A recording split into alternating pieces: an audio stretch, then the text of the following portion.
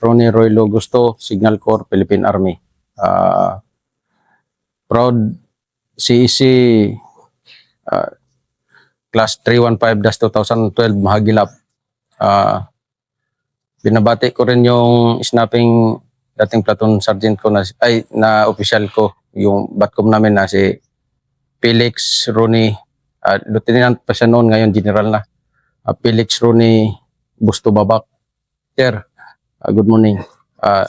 Nagpapasalamat ako sa mga advices ng mga senior ko sa pangalawang episode ko na to kasi dahil sa kanila, bali namold kami bilang sundalo na talaga. Sir, galing kami ng break noon, sir. Christmas break. By January, sir, operation na yun, sir. Nag-operate kami. Panahon na yun bago paalis si Sir Amata, sir. Battalion commander namin. Magkabat sila ni General Babak, sir. Bali yung sir, yung nangyari, sir. Nang nag-operasyon kami, sir, mga mahigit 1 buwan, sir, na nilakad namin, sir, nag-operasyon. Hindi sa awa ng Diyos, sir, hindi naman kami na bangga noon, sir. Bali yung mga sir, mga mag-1 buwan na lakaran, sir. Nakapunta kami sa isang barangay, sir. Hindi ko na lang banggitin, sir, kung anong barangay, sir, para for security ko na rin. Bali, pagdating namin doon, sir, maraming info mula sa civilian at saka sir, sa isto. Nung nangyari na yun, sir, nabangga yung SWG namin, sir, yung tinatawag namin na samahan na walang gwapo. Yun yung mga sundalo, sir, na ang suot, sir, bali parang NPA, sir, na nakasibilyan sila, nag-ooperate, sir. Bali nabangga sila, sir, ng isang front, sir. Bali ang advice sa amin, sir, kami ang papasok doon sa encounter site nila, sir. Malapit. No. Malapit sa encounter, doon talaga sa encounter site ng SWAG, sir. Bali yun, sir? Madaling araw. Madaling araw yun, sir. Ang advice ni Lit Sanchez, sir, nakabats ni Lieutenant Balmasida siguro ngayon, na sir? Major Balmasida. Ang advice, sir, February 14, sir. Ang advice ni Lieutenant Sanchez, sir, Lit Sanchez na kasi namatay na siya, sir, sa car incident. Nag-advise siya, sir, na mag-prepare. Alis tayo 0 to 100 hours, madaling araw. Kami, sir, na PFC, na ako noon, sir? Automatic rifleman. Ako naman, sir, pag yung ugali ko, sir, sa baril, grabe ka disiplinado ako, sir, kasi lagi ko nililinisan. Ang tawag ko pa nga sa baril ko, sir, kahit anong baril na nasa sidearm ko, sir, ganggang yan, sir. Yung baga nilalambing ko, gang, ganyan. Malinis na malinis talaga, sir. Ang dala ko noon, sir, nasa 800 rounds na bala. Tapos, sir,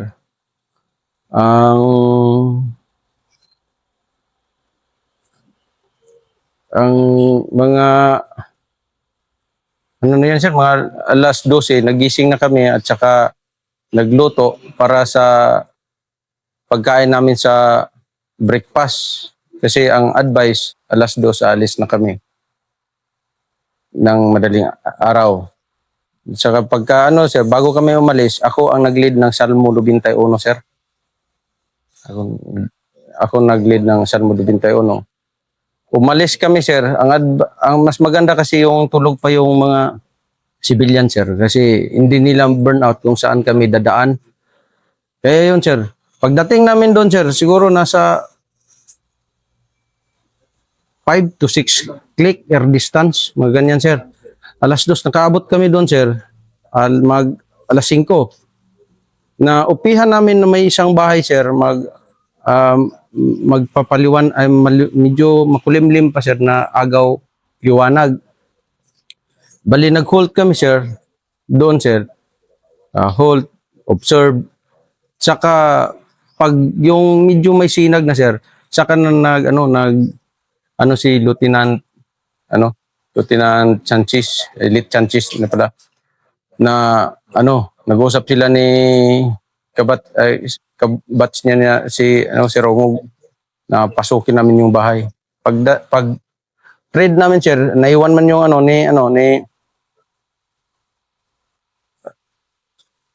naiwan yung isang team pala. Kasi sila, Sir Balmaceda pala, sir, nasa taas, kami lang yung pumasok, yung ni Sir Sanchez, Dit Sanchez.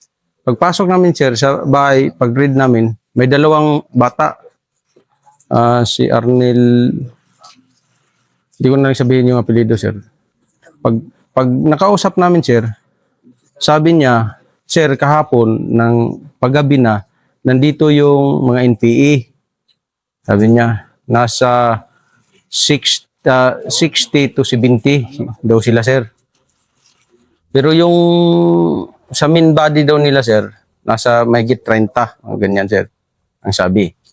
Kaya, nung nakausap namin, sir, sa advice sa amin ng mga squad leader at saka official, sir, magkain muna kami bago sundan kung saan papunta yung kalaban bago magpagabi kahapon.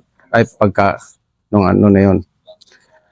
Pagsunod namin, sir, around, nakakain na kami, sir, 0600 hours. Pag akyat namin doon, sir, yung sinundan namin yung kung saan pumunta yung NPA. Nag-hold kami, sir, tapos may isang bahay rin na grabe kinainan ng na yung tubo na sinipsipan na yung ginagawang asukal. Kaya doon pa lang kinabahan na kami lahat, sir, kasi sa kadami at saka sa lawak na yung mga damo na inapakan nila. Yun, sir, bali ako automatic rifleman ako, sir. Bali kung saan yung possible na dadaan yung enemy, yung mga kalaban, nandoon ako, sir. Kaya, pag upo kong ganyan, sir, yung baril ko dito sa tabi, may isang tao na, sir, naglakad papunta doon sa bahay. Ngayon, sir, doon sa harap ko, mga isang dipa ko na lang, hindi niya ako nakita. Kung hindi ko sinabihan na saan ang punta mo. Kaya, yung sir, yung pag salita ko ng ganyan, bali, ang sagot niya, sir, mag-give ako ng tubig. Pero yung dala niya, sir, charger. Kaya sinabihan ko na, pero wala siyang baril noon, sir, kaya hindi ko binaril. Yun pala, sir, inutusan siya. Sir, sinabihan ko na, huwag ka nang tatakbo kasi pag tatakbo ka, barilin kita. Parang tinakot ko na, sir. Kaya, pumunta siya doon sa tropa, sir. Bali, kinausap siya doon. At saka, hindi man siya umamin, sir. Kaya, pinaupo. Tapos, bali, yung mga bata, sir, na sabi na positive kasi yun, yung nahuli namin, sir, may dalang iki daw. May iki hapon. Sabi ng dalawang bata na yung nag-guide sa amin. Pagka nun, sir, bali, itinali namin siya sa puno. Kasi positive na NPA na, sir. Itinali, kinausap. Tapos nagtawag si Dit Sanchez kay Batcom, sir, kay Lieutenant Colonel Babak noon, sir. Nagtawag siya. Pagtawag niya, ang sabi niya noon, tinawagan ko na si Batcom. Ang naalala ko, sir, sabi ni Sir Sanchez noon, sabi niya, pasukin namin to, sir, baka makawala pa. Yun yung naalala ko, sir. Tapos, ah, ang squad leader ko noon, sir, si Staff Sergeant Bindol. Nung, at, ang senior namin, dalawa, sir, ang squad leader namin, sir, si Staff Sergeant Bindol, tapos isang opisyal, at isang kapgo, nag-guide namin. Apat kami magkakabats ang nandun, sir. Si Toripel, Palma, Royles, at ako. Tapos si Sarge Duluho, at saka si yung kaana si Laginan, at saka si Staff Sergeant Bindol, at saka si Sir Sanchez. Baliwalo lang kaming sir, mag-alis na doon sa position namin, sir, para i-maneuver namin yung sir, yung enemy site, sir. Bali, ako ang pinakahuli doon, sir. Nagdasal ako, tapos nilagay ko, isinuot ko dinala ko lahat ang bala, at saka yung steel pack, iniwan na namin kasi nag-maneuver na kami, sir. Last na tanong ko, sir, tinanong ko yung sir, nahuli namin na NPA, sir. Ako man ang last na doon, sir. Tinanong ko kung may kalaban doon. Ang sabi niya, sir, na wala, sir. Pero nung nasa na ako, sir, nasa medyo likodan ko na siya, sir. Kasi alis na ako, sir, eh. Nagsunod ako kay Lieutenant Sanchez. Ang sabi niya, sir, amping lang, sir, amping. Kung baga sa Tagalog, sir, mag-ingat. Kaya, yun, sir, ginapang namin, sir, dahan-dahan, move by bounce, kasi ang terrain noon, sir, masukal, pero yung mga damo doon, sir, damo na kugon yung damo noon, sir, kaya hindi ka basta-basta sir, magpataka lakad na medyo makita ka kasi baka may snipe ka. Kasi iniingatan din namin yung sir, yung tactics na ma-burnout kami para hindi kami maunahan. Yung bali 15 man kami, sir. Yung 7, sir, bali nagpababa sila yung sir, na nag-abang. Yung 8, sir, kami yung nag-maneuver around mga sir, alas 7 ng umaga, 0700 hours. Ako man pinakalasan, sir. Bali pagtawid ko sa unang ilog, sir, unsa ni Tagalog siya, atching ting? Atching? Ha? Kinang atching good bangi parang atching ba? Nag-atching ako ng unang sir, yung unang tawid ko sa sapa, may kunting may maliit na sapa man, sir. Pababa kami. Parang masamang pangitain to. Kumuha ako ng tubig. Sinabi ako pataas. Sabi ko magdaan lang ako. Pangalawang sapa, sir, may nag-atching naman ako. Kaya sabi ko sa sarili ko, parang iba na to. Kaya kumuha ako ng tubig, ininom ko. Tapos yung aakyatin namin, sir, grabe ka ba, sukal. Yung yung inakyat namin. Kasama ko si Sir Bindol at saka squad leader namin, at saka si yung magkabats ko, at saka si Lit Sanchez. Pagdating namin doon sa taas, sir, medyo mahirap yung daan, sir. Inakyat talaga namin yun. Kasi yun yung pinaka maganda rin na daanan para hindi kami ma-burnout, sir. Yung na yun, sir, terrain. Pagdating namin doon sa taas, sir, advice sila Sir Bindol at saka si Lit Sanchez, nagpahinga muna. Observe yung terrain, saka magmasid. Nang naka-skirmish, sir, kami doon, sir, nagpaalam ako kay Sir Bindol na maghanap ako ng sir, maghanap ako ng advantage position. Kaya pag sabi kong ganyan at saka pumayag siya, yung lahat ng tropa na naka-skirmish, sir, doon, sir, baliwalo kami, sir. Bumaba ako, sir, na ako lang mag-isa. Kasi nagpaalam ako, naghanap ng advantage position. Ang hindi ko alam, sir, na may posting pala sila dito na na dalawa na posting nila. Pagdating ko doon sa baba, sir, ako lang man isa, may siguro ganito kalaking kahoy, nagupo ako. nagdasal ako doon, sir.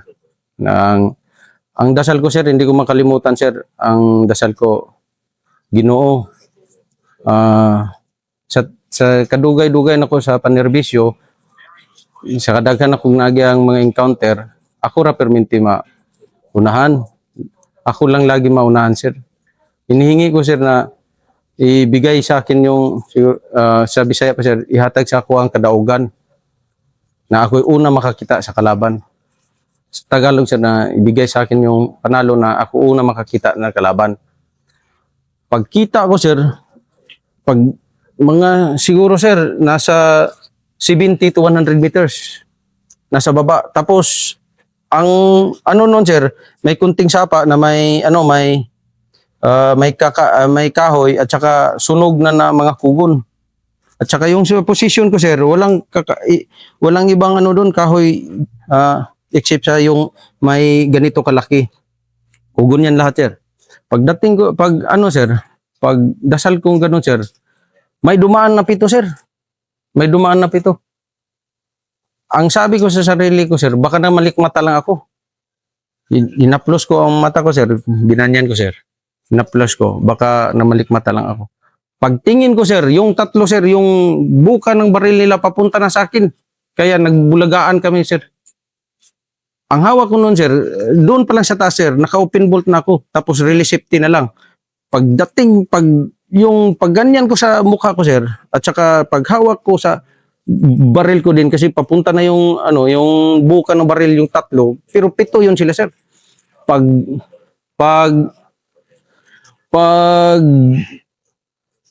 hindi ko alam ko, sir, kung sino ang nakaunang putok eh.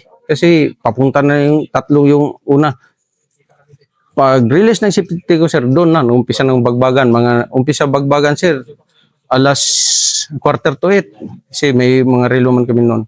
Natapos kami, sir, alas 7:45 na umaga. Natapos kami, sir, alas 5 ng hapon. Alas 8, alas 9, alas 10, alas 11, alas 12, alas 1, alas 2, alas 3, alas 4, alas 5, 9 hours yung encounter namin doon, sir.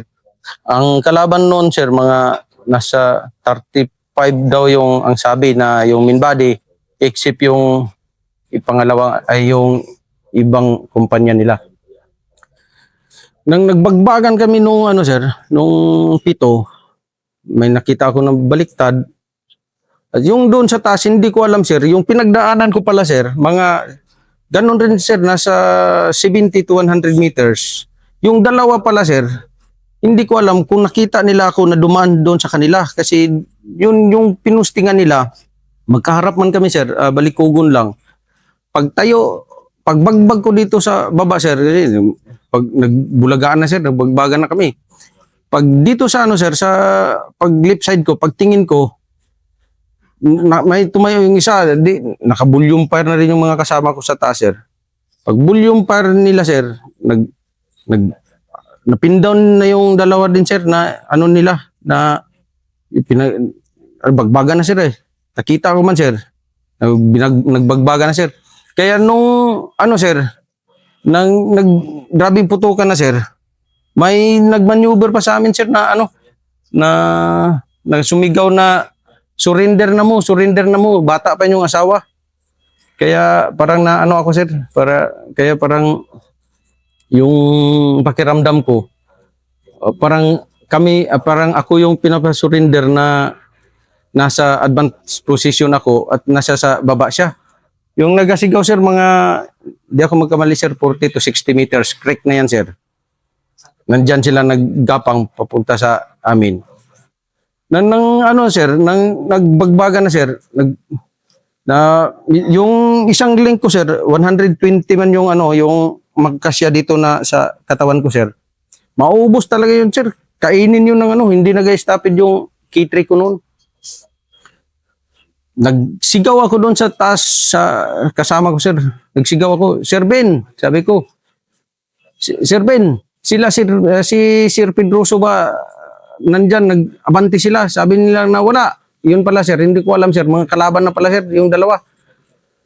Yung dalawa na na umabante. Kaya yun, sir, bagbagan hanggang sa malapit na ako naubusan ng bala, sir. yung 800 rounds ko, umakyat ako sa taas, sir. Naghingi ako ng tulong na para may magbaba doon. Kaya, siyempre yung tropa, sir, ang kalaban namin doon, sir, mga 35, ay mga higit 30, sir, to 40. Grabe bagbagan doon, sir. Hanggang sa nakuha ko yung ano, sir, nadala ko una yung SKA. Tapos SKA kasi pinabaril ko din siya. Pagkatapos ng baril, naghingi na walang natumba. Sabi ko na awakan mo lang tong kitri ko. Sabi ko kasi paubos na yung bala ko, sir. Hawakan mo, ako ang magbaril. Yun, sir. Pag may nakita akong isang tao, sir, kasing laki ng laki ng drum. Yung tao na yun. Pagbaril ko, sir, tumba. Tapos sabay tayo. Kaya nahiwagaan ako, sir. Kaya parang natatakot ako, sir. Kasi pag matamaan siya, sir, magtayo siya. Ganun pa man, sir. Bali, tuloy-tuloy pa rin ang firefight namin, sir. Hanggang sa pag natumba na yung malaking tao, sir, nagtaka ako, sir, na hinila-hila siya at saka nagbinaba. Pagbaril ko, ng isa, dalawa na sila na pindown na rin. Kaya umakyat ako kasi paubos na rin bala. Sumunod si Sir Bindol, si Lit Sanchez. Bagbagan doon, sir. Hanggang hindi man namin mapasok-pasok, sir, sa karami ng kalaban. Kaya nag-request si Lit Sanchez ng airstrike. Ang airstrike namin, sir, siguro hindi na namin matandaan, sir. Pero mga tanghali na yun, sir, dumating ang strike. Nagbalik pa nga, sir, kasi sa karaming kalaban.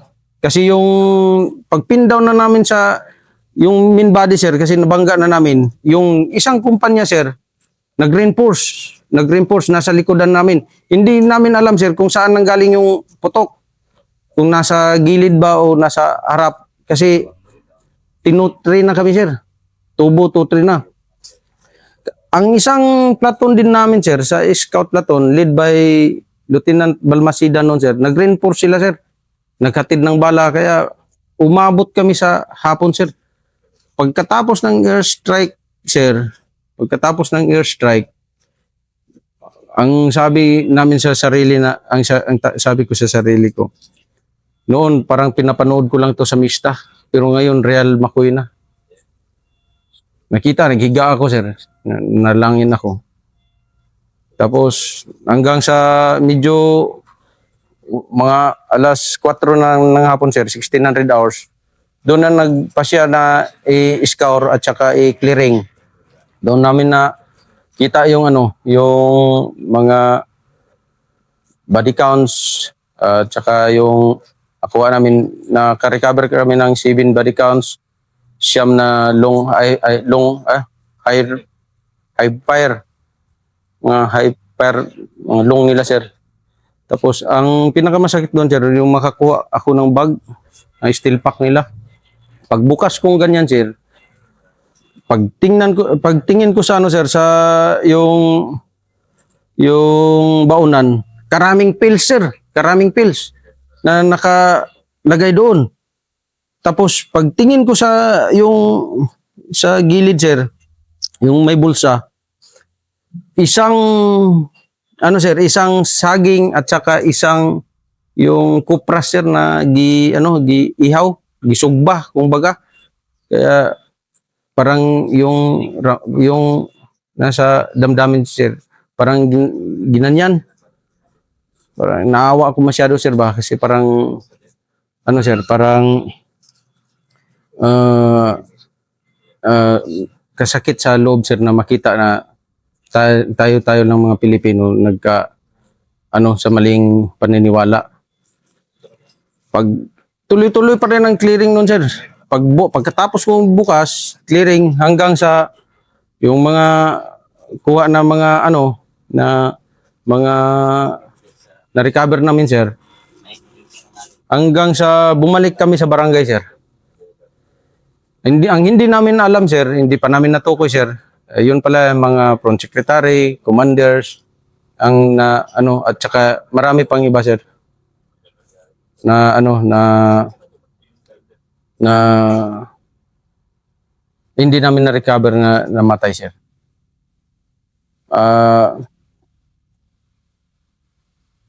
Pag hapon na yun sir, pagdating namin doon sa barangay sir, doon na ano sir, na nakapahinga kami sir. Kinabukasan sir,